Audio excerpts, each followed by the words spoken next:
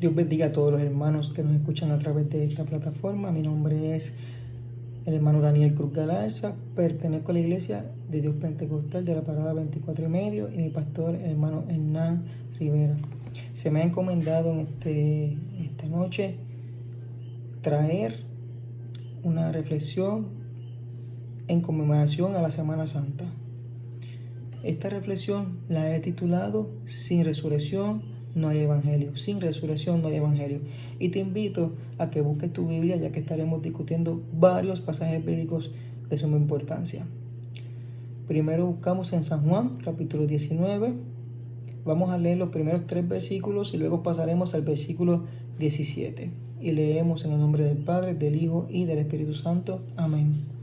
Así que entonces tomó Pilato a Jesús y le azotó, y los soldados entretejieron una corona de espinas y la pusieron sobre su cabeza, y le vistieron con un manto de púrpura, y le decían: Salve, Rey de los judíos, y le daban de bofetadas. Versículo 17. Y él, cargando su cruz, salió al lugar llamado de la Calavera, y en hebreo Gólgota, y allí le crucificaron, y con él a otros 2, uno a cada lado y Jesús en medio. Escribió también Pilato un título que puso sobre la cruz, el cual decía: Jesús Nazareno, Rey de los judíos. Oramos. Padre Santo, Padre bueno, gracias por esta oportunidad que nos da de traer tu palabra.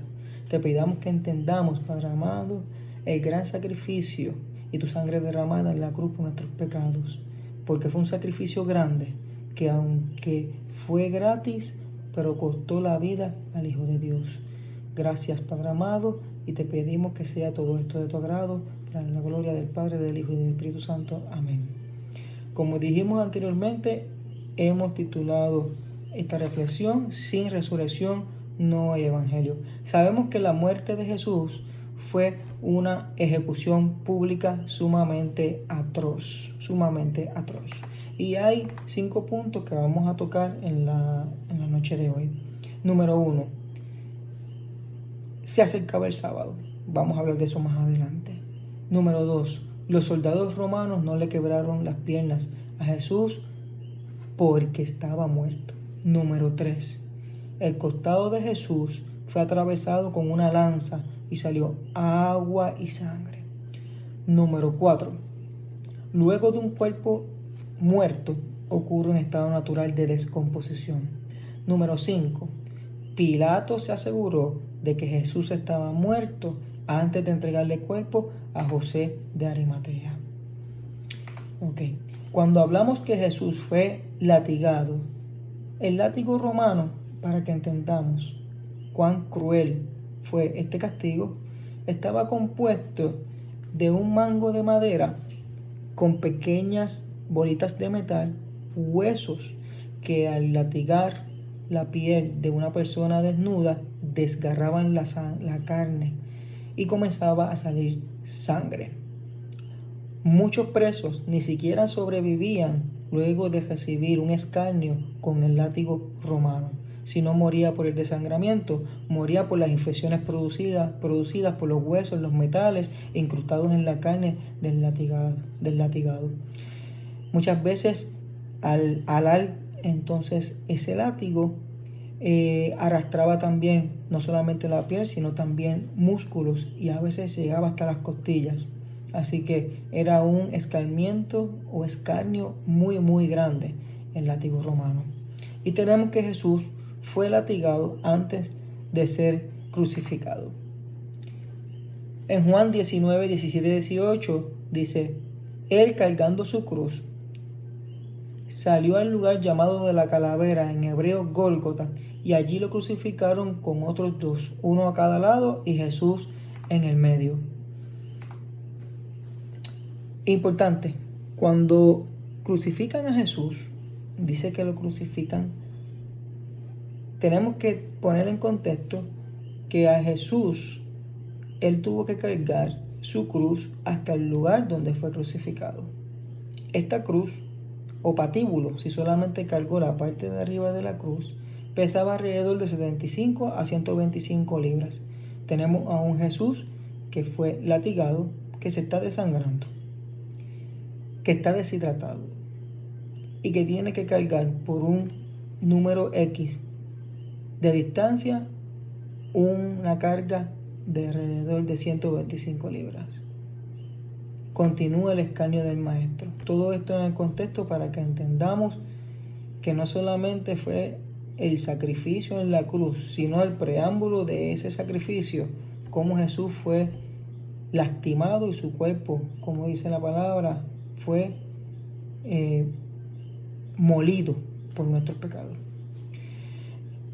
Bueno, una vez que Jesús llega entonces al lugar de la carabela, tenemos que es crucificado.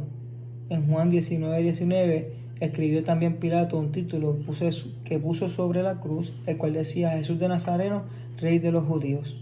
Muchos de los judíos leyeron este título porque el lugar donde Jesús fue crucificado estaba cerca de la ciudad y el título estaba escrito en hebreo, en griego y en latín: Jesús Nazarenus Rex in Auderum. Una vez Jesús es crucificado, los clavos traspasaron sus manos y traspasaron sus pies. Estamos hablando de clavos romanos que, según lo que se han encontrado en la arqueología, son clavos de hasta 6 pulgadas de longitud, que una vez traspasan las manos, ocurren daños a los nervios, daños a los músculos de las manos, y ocurre entonces flexión de los dedos. O sea que una vez es traspasada entonces la muñeca de la persona que era crucificada, ya automáticamente se perdía la movilidad de las manos y de las piernas por el daño entonces a los nervios que pasan por esa zona. También un punto importante que quiero traer es que no creamos que la cruz alguien la pulió y la puso suavecita para utilizarla para la crucifixión, sino que sabemos que estaba hecha con maderas muy rústicas. Por lo tanto, sabemos que una persona cuya piel estaba destrozada por el látigo romano y era expuesta entonces a una cruz que estaba llena de astillas, era parte del sufrimiento que mientras esta persona se incorporaba para tratar de respirar, mientras era crucificado, parte de su tortura era entonces sentir la aspereza de esa cruz sobre su espalda. Pero ¿por qué ocurre la muerte de Jesús? Yo como médico pudiera llegar a 2 hipótesis, tal vez 3. Pudiéramos decir que Jesús murió por hipovolemia, que eso significa que toda su sangre fue derramada. Podemos decir que Jesús pudo morir por asfixia, o podemos decir que Jesús murió por una falla cardíaca. Mateo 27:50 dice: pero Jesús habiendo otra vez clamado a gran voz, entregó su espíritu. Tú y yo sabemos que ni la muerte lo pudo vencer. Así que este versículo en Mateo 27:50 es bien importante porque nos dice que él a gran voz entregó su espíritu. ¿Es razonable creer que Jesús resucitó? Tú y yo creemos que Jesús resucitó, pero vamos a buscar la evidencia bíblica. En Mateo 27:52 y 53 dice: los sepulcros se abrieron y muchos cuerpos de santos que habían dormido se levantaron, y después que él resucitó, salieron de los sepulcros, entraron en la santa ciudad y aparecieron a muchos. El cuerpo de Jesús fue envuelto en lino, cubierto por aproximadamente 100 libras de especies húmedas. Su cuerpo fue puesto en una tumba de roca sólida, nueva. Una rueda de aproximadamente 2 toneladas fue colocada para asegurar su entrada, debido a que Jesús había dicho públicamente que iba a regresar de la muerte. En 3 días, una guardia de soldados romanos se le solicitó y fue puesta estacionaria frente a la tumba. Un letrero oficial fue puesto en la entrada de la tumba, declarándola como propiedad gubernamental. Nadie podía pasar por ahí. Nadie podía tocar esa tumba porque estaba puesto allí el sello romano. A pesar de esto, 3 días después, el cuerpo había desaparecido. ¿Cuántos damos gloria a Dios? Solo quedaron los linos en la forma del cuerpo. La rueda que sellaba la tumba fue encontrada a cierta distancia lejos de la tumba. Mateo 27:64. Manda pues que se asegure el sepulcro hasta el 3er día, no sea que vayan sus discípulos de noche, lo hurten y digan al pueblo: resucitó de entre los muertos. Entonces ellos fueron y aseguraron el sepulcro, sellando la piedra y poniendo la guardia. Pasando el sábado, al amanecer del primer día de la semana, fueron María Magdalena y la otra María a ver el sepulcro. De pronto hubo un gran terremoto porque un ángel del Señor descendió del cielo y acercándose removió la piedra y se sentó sobre ella. Mateo 28:6. No está aquí, pues ha resucitado. Como dijo, venid, ved el lugar donde fue puesto el Señor. Versículo 13. Diciéndoles, decid vosotros, sus discípulos llegaron de noche y hurtaron mientras nosotros estábamos dormidos. ¿Es cierta o es falsa la resurrección de Cristo? Primera de Colosenses, capítulo 15, versículo 14. Y si Cristo no resucitó, vana es entonces nuestra predicación y vana es nuestra fe. Corrijo la cita. Primera de Corintios, capítulo 15, 14. El versículo 15. Y si somos hallados falsos testigos de Dios, ¿por qué hemos testificado que Dios resucitó a Cristo, el cual no resucitó, si en verdad los muertos no resucitan? ¿Qué documentos nos ofrecen para la historia, para nosotros entonces llegar a la conclusión de que el Maestro resucitó? Los documentos primarios son los testimonios escritos de 6 testigos: Mateo, Marcos, Lucas, Juan, Pablo y Pedro, apoyados por los testimonios de la iglesia primitiva. En Primera de Corintios, su fecha de redacción está establecida sobre el año 56 después de Cristo. En Primera de Corintios, capítulo 15, versículos 3 al 5, primeramente os he enseñado lo que asimismo recibí, que Cristo murió por nuestros pecados conforme a las Escrituras, que fue sepultado y que resucitó al tercer día conforme a las Escrituras, y que apareció a Cefas y después a los 12. Primera de Corintios 15, 6. Después apareció a más de 500 hermanos a la vez, de los cuales muchos viven aún y otros han muerto. Primera de Corintios 15, 7 y 8. Después apareció a Jacobo y después a todos los apóstoles. Por último, como un abortivo, se me apareció a mí. ¿Un Jesús ilusorio o un cadáver robado?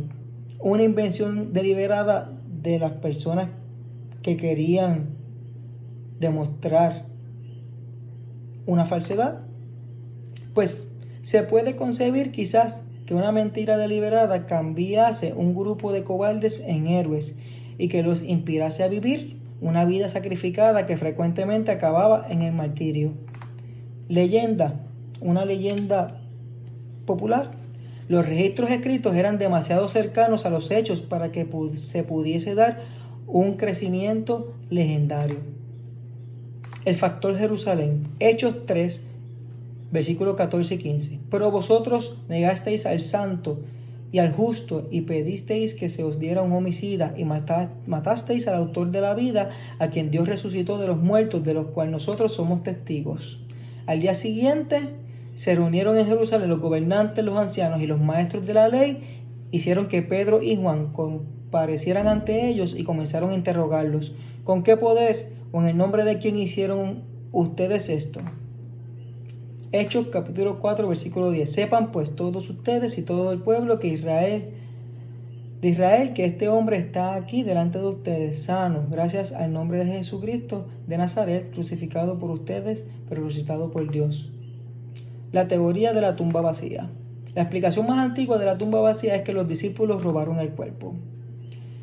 Mateo 28, 13, diciéndoles, decid vosotros, sus discípulos llegaron de noche y lo hurtaron mientras nosotros estábamos dormidos. Las autoridades judías o las romanas, o bien José de Arimatea, se hubiesen llevado el cuerpo del sepulcro. Si las autoridades trasladaron el cuerpo, ¿por qué no lo dijeron abortando de esta forma la predicación de la resurrección? Las mujeres fueron a una tumba equivocada. En Marcos 15, 47, María Magdalena y María, madre de José, miraban dónde lo ponían.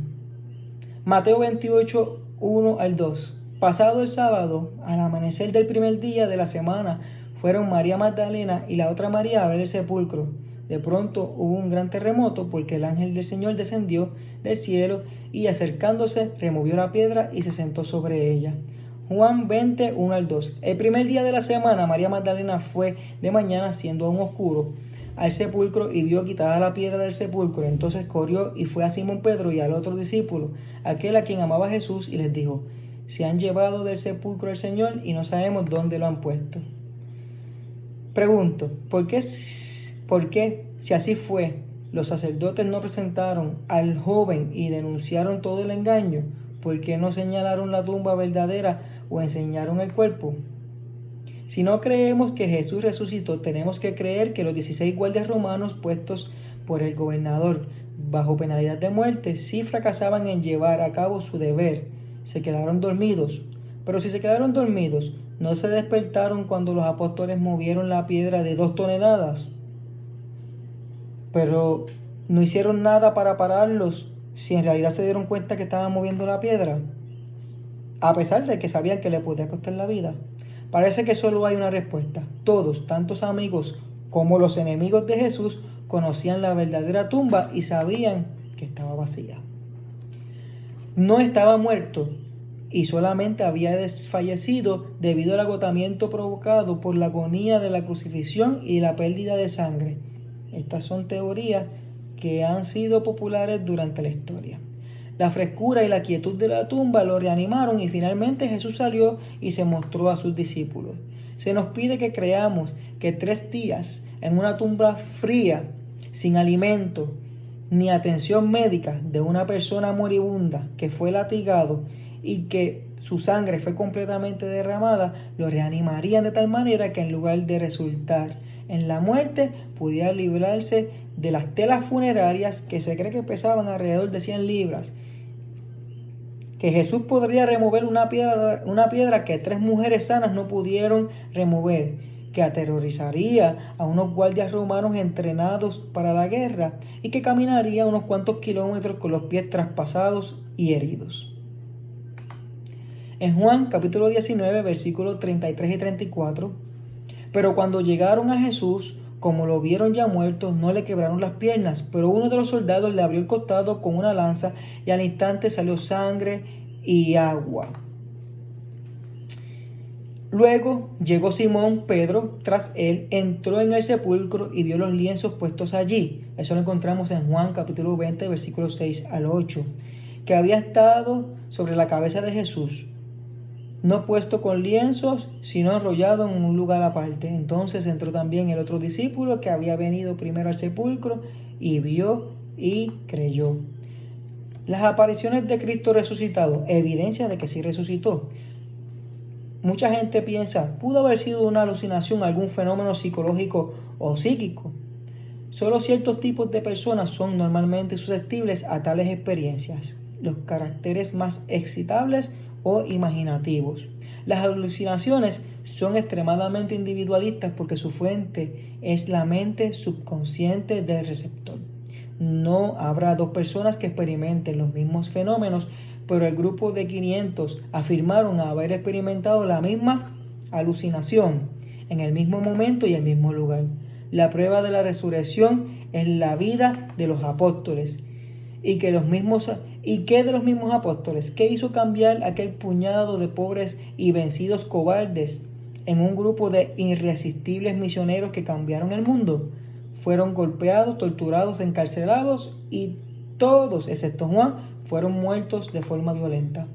Primera de Corintios 4, 11-13. Hasta el día de hoy padecemos hambre, tenemos sed, estamos desnudos, somos abofeteados y no tenemos lugar fijo donde vivir. Nos fatigamos, trabajamos con nuestras propias manos, nos maldicen y bendecimos, padecemos persecución y la soportamos, nos difaman y respondemos con bondad. Hemos venido a ser hasta ahora como la escoria del mundo, el desecho de todos. Después de la crucifixión, los apóstoles se escondieron por temor a las autoridades. Aún así, de los 12 apóstoles, 11 murieron como mártires, predicando que Jesús era el Hijo de Dios, quien le salvó de la muerte. ¿Qué cambió a Pedro de un hombre débil que negó a su maestro bajo las preguntas de una joven esclava a ser un hombre que no podía ser silenciado por todo el Sanedrín? Primera de Corintios 15:5, y que apareció a Cefas y después a los 12.